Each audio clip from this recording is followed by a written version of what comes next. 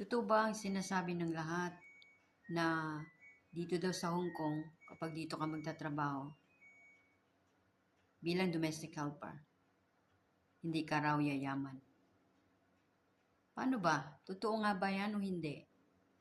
Dito ako nagtatrabaho sa Hong Kong for 21 years now.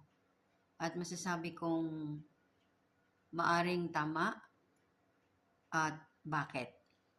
Maaring tama dahil may mga nagtatrabaho dito na hindi marunong hawakan ng kanilang sahod. At dito sa Hong Kong, mahal ang bilihin. Mapagkain, damit, mahal. Pamasahe, mahal. So, ang sahod mo sa loob na isang buwan, wala kang ibang ekstrang trabaho, yan lang ang sahod mo sa loob na isang buwan. So, i-divide mo yan ng 3 para sa pamilya mo, para sa'yo, at para sa kung ano mang meron kang utang sa kaliwat kanan sa buhay mo dito sa Hong Kong. So, yun ang mga dahilan bakit nila sinasabi na kapag dito ka sa Hong Kong magtrabaho, hindi ka yayaman or wala kang maiipon. Ang hindi ka yayaman ay okay. Maari, hindi ka yayaman dahil hindi naman kalakihan ng sahod dito. Ang walang ipon ay nasa sayo. Nasa sayo kung paano mo sinupin ang sahod mo buwan-buwan. So, kung pamilyado ka, obviously walang mangyayari, tama lang. O kulang pa ang sinasahod mo sa isang buwan, depende sa lifestyle mo dito sa Hong Kong. At depende din sa pangangailangan ng pamilya mo sa Pilipinas.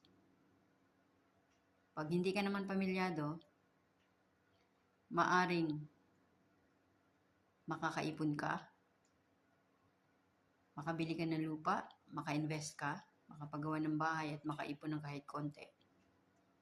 Pero ang yayaman na sinasabi nila, napaka-imposible. Kahit pa siguro gano'n ka kasinop sa trabaho mo sa loob ng isang buwan, kulang pa rin. Dito sa Hong Kong, ang sahod ay maliit lang. Kung ang amo mo ay hindi taga rito, kundi banyaga din, na nakikitira lang din dito, maaring lagpas sa minimum ang magiging sahod mo, depende. Pero ang depende ko na sinasabi ay depende rin sa trabaho. Pag mga banyaga dito sa Hong Kong ang maging amo mo, maraming trabaho, busy masyado, malaki ang sahod. So, pag mga taga rito, tama lang din ang trabaho pero aangkinin ka nilang kanilang pag-aari. So, ganun ang mga bagay-bagay dito kapag pinag-uusapan natin ang sahod at sistema, pamamaraan, lifestyle ng OFW dito sa Hong Kong. So, kabuuan, hindi ka makakaipon at hindi ka yayaman dito sa Hong Kong kung ikaw ay magarbo masyado sa sarili mo at para sa pamilya mo. So, nasa tao. Nasa tao ang sagot kung paano niya sinupin ang sinasahod niya, maliit man o malaki. Hindi dahil sa Hong Kong, hindi dahil sa kung saan pa mang lugar, nasa sayo. Bilang OFW sa abroad, nasa sayo ang pamamaraan kung paano mo sinupin ang sahod mo, maliit man ang sahod mo, malaki. Depende sa'yo.